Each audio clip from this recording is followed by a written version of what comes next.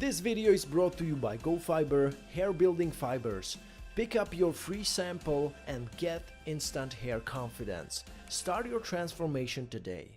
Hey, what is up guys? Matt here yet again, and in this video I'm gonna be going on with the things I wish I knew about the hair transplant clinics in Turkey. This is gonna be the part number 2. If you haven't watched the part number 1, make sure you watch it now and then come back. If you have already watched the part number 1, then enjoy watching this video.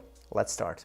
In the part number 2, I'm going to be extensively covering mainly 2 topics. Number 1, hair transplant agencies in Turkey, what you should know about them prior to getting a hair transplant in Turkey. And topic number 2, guarantee papers or guarantee certificates. Do they even matter? And will these guarantee certificates really help you if something goes wrong with your hair transplant in Turkey? That's it guys, let's dive into that.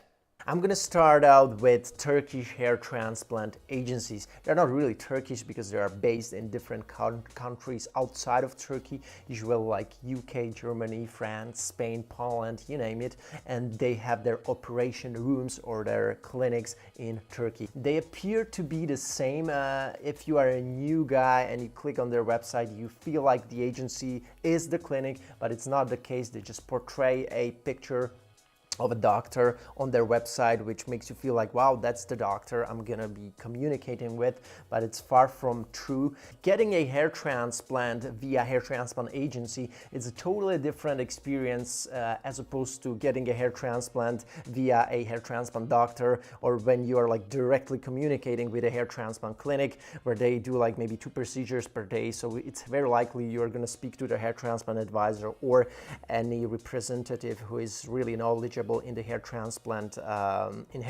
field, or you will be talking to the hair transplant doctor himself. So very different experience as opposed to getting a hair transplant by hair transplant agency. If you get a hair transplant by a hair transplant agency, you are not talking about things like proper hair transplant planning, donor area management. You're not talking about your donor area hair quality or density, because there is not a such person who would have this experience to be able to talk about this with you individually. Usually you just talk with these people in the hair transplant agency via WhatsApp, email. They don't even see you, they don't know, they just have seen your photos. They will probably send these photos to their one doctor who will evaluate like hundreds of photos every now and then, every couple of days, and they will send this information to the agency, and the agency just gonna transmit and send forward this information to you. So they cannot really discuss with you this information because they don't have the knowledge, okay?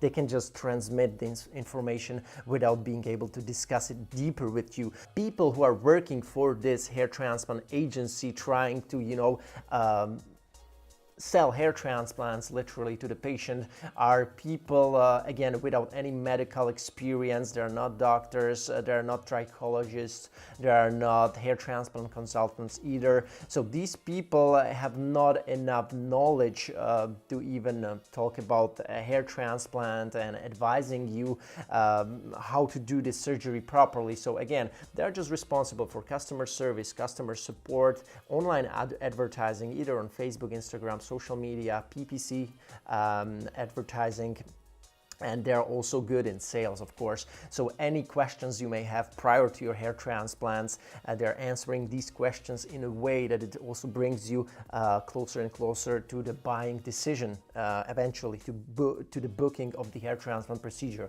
They just like to send you a couple emails, and they come right with the offer at you where it says that many grafts, you come, you'll be picked up, surgery day, hair wash day, and then you go back home. So that's how they will just send you a whole plan and the price at the end, okay? They may give you a discount at the very end if you just book it right now or within the next week, and they try to, it's very sales oriented. They do it, of course, because they're known for accepting many patients per day, because they want to keep running their business. They need to feed the giant, they need to feed the business with new patients just to keep making money. So that's what I wanted to tell you. So if they do that, they're more likely to accept guys who are not not good hair transplant candidates, and usually these people get these bad results because they were clearly not good of hair transplant candidates to begin with, and usually that's why it looks very messed up afterwards, okay? Their lack of expertise is usually shown after the hair transplant,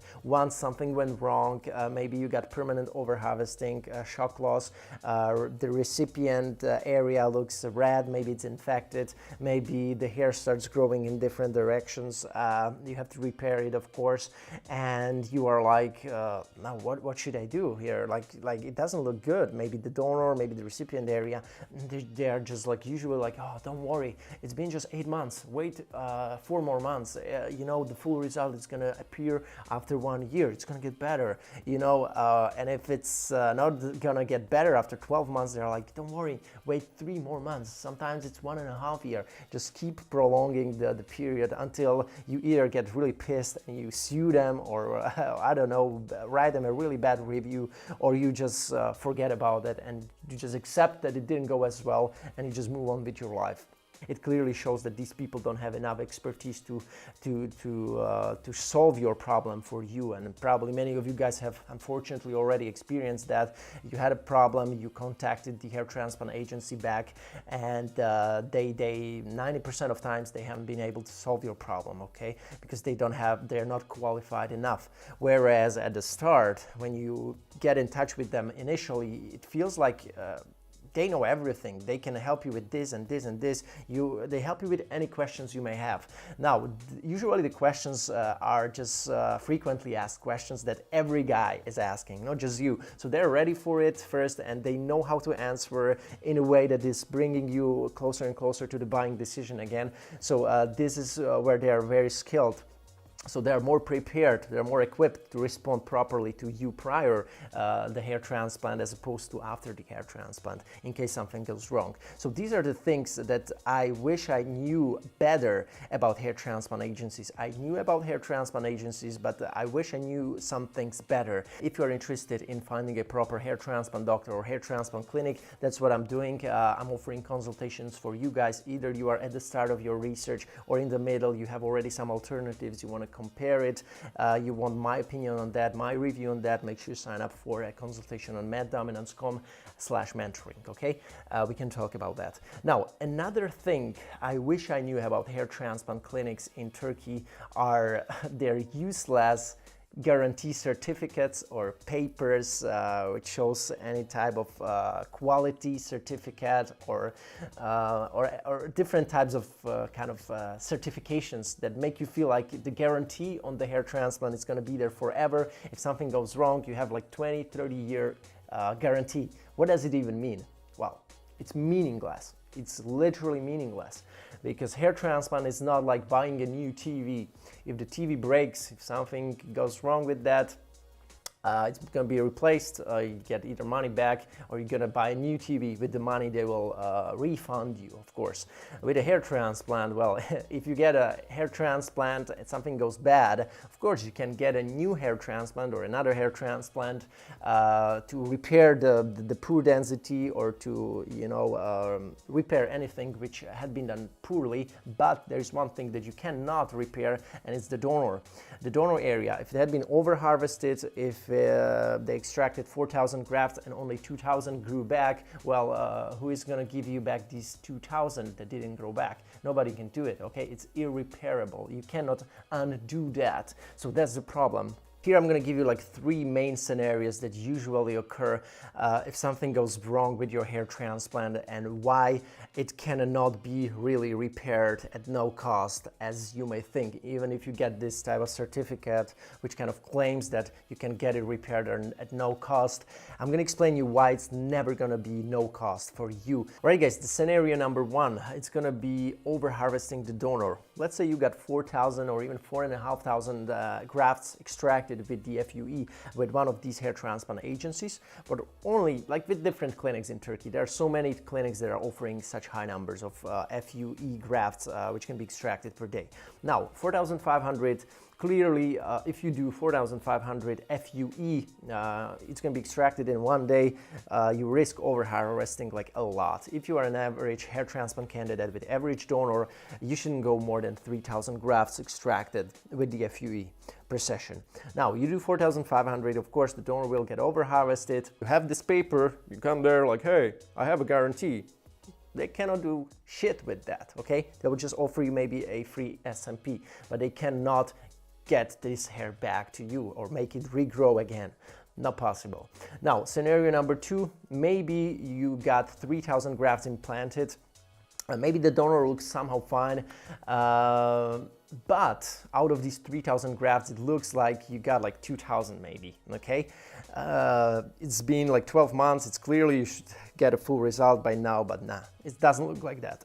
Sorry. Well, what are the possible causes of that? Well, maybe the transaction rate by the graft extraction was too high. They transacted way too many follicles. That's why it looks like 2,000. Maybe they kind of scammed you in a way that they were not honest with the number of grafts that they implanted. And it's also not like uncommon, okay? It's pretty common in Turkey. I made a video on that. I'm gonna have it popped up here. They might have been splitting the grafts also. That means that if they extracted like double or triple graft, they split this graft in singles just to come on higher number of grafts overall. Maybe they came onto 3,000 grafts overall, but the density doesn't correspond with that. Why? Because the vast majority of these 3,000 grafts might have been just singles and doubles. That's why the coverage and density is not going to be as high. Okay, so that's the point. They were kind of like artificially increasing the graft number, but also decreasing the hair per graft average. That means like how many hairs on average are coming from each graft that they extracted from your donor. So these are also the things that can make a 3,000 graft hair transplant look like 2,000 graft. Okay, lower density, lower coverage, but in reality, maybe they extracted 3,000 grafts, but they did it in a more shady way, okay? If you have a guarantee paper here, well, it's gonna help you for sure. They will do probably another hair transplant for you, since these 2,000 grafts that grew don't correspond with 3,000 grafts on paper that you should have gotten.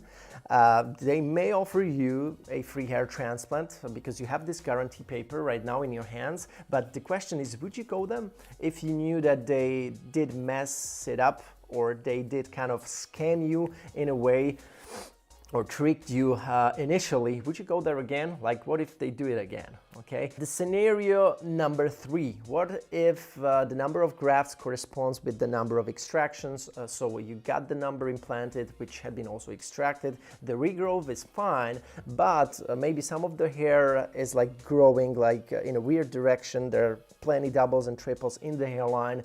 The temporal points had been poorly recreated. This is something that these hair transplant agencies, especially that are representing these clinics in the package zone in Turkey, they're not really good in that, okay? Doing the hairline, doing the temples. So it happens that guys complain about that. You have the guarantee paper in your hand, where what can you do now? Now, they can offer you a free hair transplant, but what will they do now? They would need to remove the poorly placed grafts and then extract just single grafts and implant them in the right angles and also in the right density on the frontal hairline, so it looks natural. Well, the funny thing is that these hair transplant agencies that are representing these clinics, again, that are usually in the package zone, they don't offer such repairs. That's the funny thing. So if this happens to you, this hair transplant agency that you have previously done a hair transplant at is not going to be a good clinic to go to if you want to do a proper repair, because they are not doing such repairs. Again, they are not doing them because they are focused on providing hair transplants or producing hair transplants almost as on a production band. So if there is any case which needs like more customization or more like customized approach, doing a complicated repair, they're not gonna do it. They're just gonna maybe offer you a scalp micropigmentation again. That's their easiest answer to everything, just to mask what had been done poorly or improperly. They just like to mask it with SMP. That's the only way what they like to do, okay? So be careful of that. If you need such repair, go to a more reliable doctor who is able to do proper repairs. It's very important that a hair transplant doctor can do a proper repair work on the hairline, on the crown, anywhere really. Also repair the scars and stuff like that, not just do a scalp micropigmentation. That's stupid. You have to be able to repair the hair with the hair, not with a SMP, okay? If you are a skilled hair transplant doctor, you should be able to repair poorly placed hair by removing the hair or by kind of implanting more hair strategically around it to mask it again. I'm gonna cut this video here again because it got longer than I initially expected. There still can be another part, the very last part, part number 3. If you want, I can make the part number 3 as well. Just comment below, make sure you like it, upvote it. If it's gonna get enough votes, I'm gonna make a video on it, since I have like 2-3 more things left, which I wish I knew better about the hair transplant clinics in Turkey, so I can talk about it in the part number 3, in the last part. And yeah, make sure you comment below and say, yes, Matt, please do the video. I would appreciate it. We are learning a lot from this video, so make sure you do part number 3. It's gonna also motivate me, of course, to make this part for you.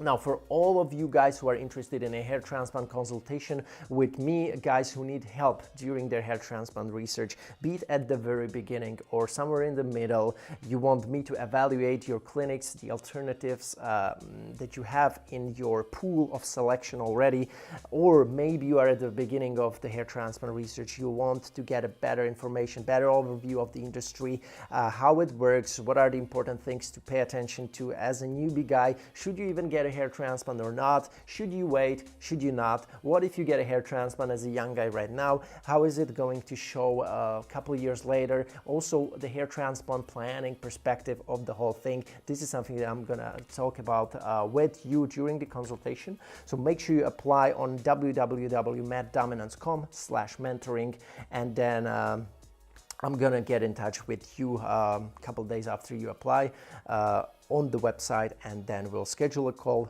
and I'm gonna help you out the best way I can. Okay, guys, that was it for this video. A pleasure talking to you again. I appreciate you guys watching, and especially you guys watching these updates on Turkey, because I'm real passionate about this topic and I like that you guys learning from it a lot and you find it helpful. So thank you so much again for watching, and see you in another update, maybe in the part number 3 if it's gonna be real and you wanna me to make it. Okay, so take care.